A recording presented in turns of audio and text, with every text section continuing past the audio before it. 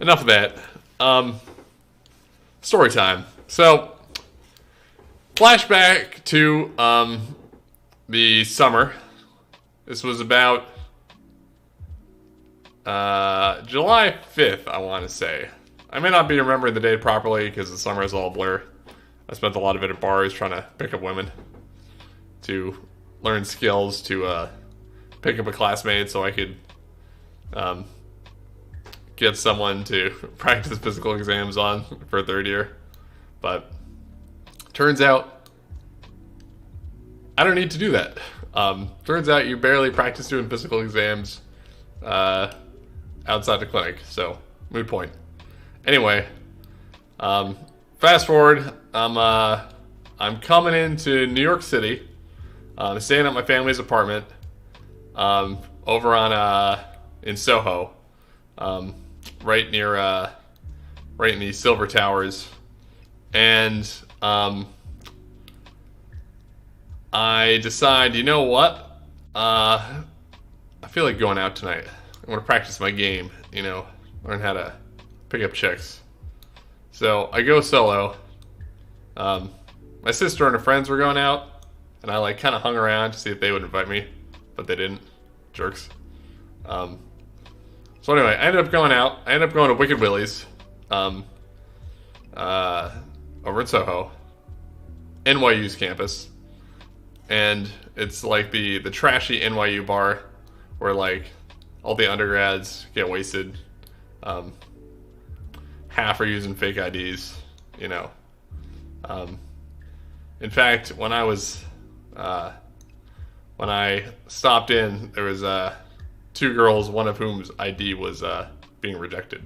So I was like, yeah, I don't know about that. Anyway, so all right, so continuing, I go into the bar. I'm like, you know what? Screw game. I'm just gonna feel out the night, just do my thing, feel the vibes. I'm gonna listen to my brother's advice. That was just be yourself. So I tried that for a night. It didn't work. I ended up talking to 3 women, one of whom the conversation just died, and the other one, the flow ended up taking me elsewhere. And we ran into each other again later on, but anyway. That pair of girls were up at the top of the stage in the back of the bar.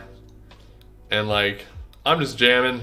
I'm dancing away with random people, getting my freak on, doing a little bit of this, a little bit of this, a little bit of this, a little bit of this. And I go back towards the front of the bar, and I'm like, man, it's getting kind of late. Been striking out, as I always do.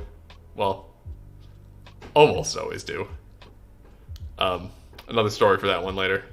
That was another story. I've talked about that one, but that was the night that ended up hanging out with 4 chicks in bed in a college dorm.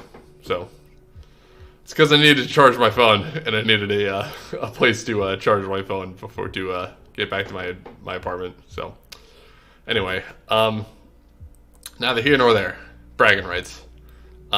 So back to my story. I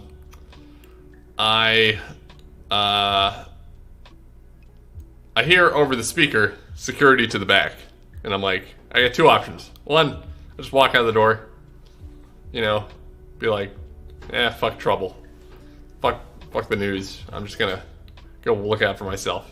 Or, being the vigilante person that I am, I'm gonna go see what's up. So I head to the back. There's some chick lying down on the floor, blood under her head. She had barely been slashed with a dagger. The suspect fled. I thought she face planted, but she sure was bleeding a lot. So she had this big laceration, kind of right down here, and it was bleeding a lot. So I was like, oh shit. I've been trained to do this. This is my calling. This is my time. It's time to step up. So anyway, so we're gonna draw the scar here. It's like kind of like this. Kind of goes down like so. Yeah, there you go. All right. Anyway, so imagine like blood, blood gushing from it, blood gushing away. I'm gonna have to clean this up.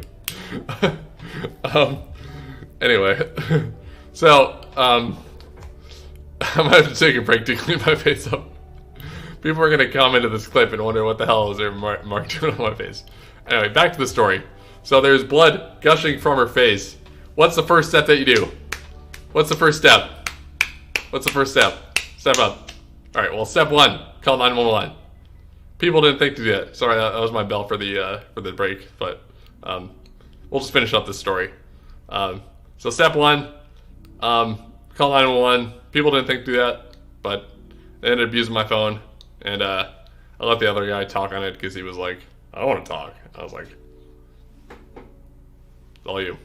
So I ended up following up with him. Wonder if he was making any kind of nonsense, or making any kind of nonsense, or like making some sense of it. So I just talked with the lady and just be like, "How soon can we get someone over?" And it took a while. It took like a long time. This is NYC, so like there were like 10 police officers that arrived before the ambulance arrived. So anyway, story short, because we ran out of time on today.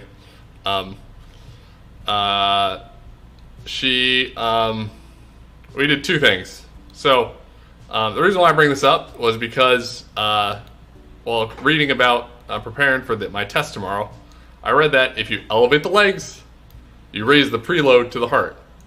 So my initial plan of first applying pressure to the wound, which I learned from when I lacerated my finger and it was bleeding profusely, and they told me to apply pressure to the wound. So I was like, all right, apply pressure to the wound in this situation. So not gonna lie, the dude who was applying pressure was like, he was like applying a little too much pressure. I was like, dude, just lay off, keep it cool. But he really wanted to get in there, so I'm like, I'll just be in like a supervisory capacity. Anyway, yeah, and then like it was kind of working, but like she was losing a lot of blood. Like there was like a solid like pool underneath her head, and I was like, shit. My suturing equipment is back up in the apartment, and I've been practicing suturing. In fact, I got this stuff right here. Some of my fine craftsmanship. We're not going to look at what I started doing, but like, look at this. I got needles falling on me, but look at this. Yeah, am I right? That's pretty. I could have been doing that. So we'll just leave that. We'll just leave that there as a little reminder. So anyway, but then I was like, realistically, if I went all the way up there, that would have been like a 10-minute walk. Which probably would have been dead. So step one, stick with it, and wait for EMS to arrive and take care of her then. So so I was like, all right, well, what's the other option? If they enter into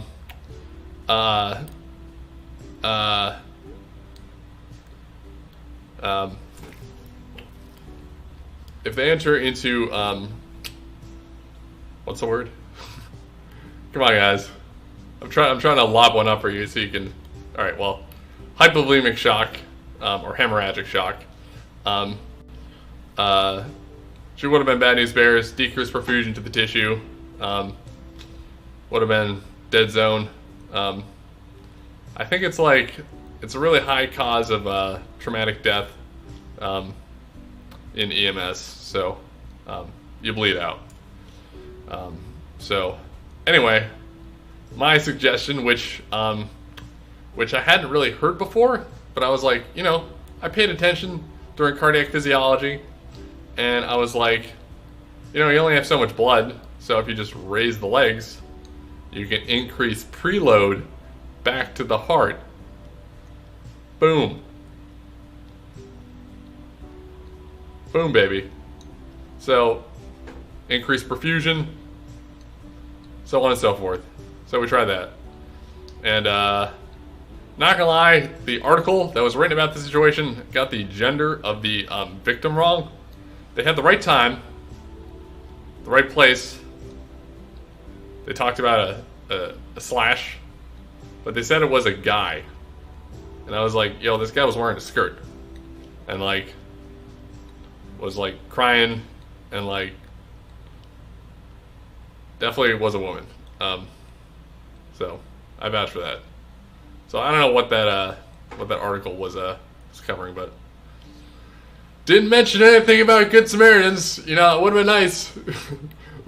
Would have been nice to say this Good Samaritan saved the day by calling EMS, applying pressure to the wound, and his own improvised tactic. But would have been nice. So anyway,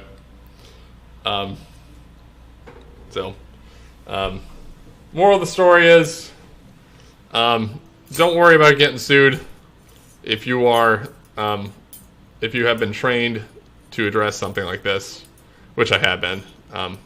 We had Stop the Bleed about a year ago at that point, a little under a year actually, at that point. So I was qualified, and I was surprised no one else stepped up. I was hoping there would be like a nursing student or like, you know, like someone more qualified. But I was like, I'm the only one here with any kind of medical qualification. So, all right, thumbs up. Let's do this. So, anyway, all right.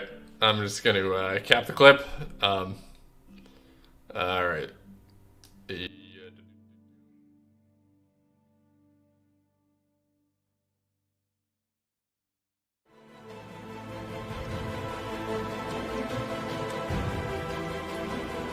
Alright, anyway. Let's turn that into a YouTube clip. Oh, sorry. Hold up.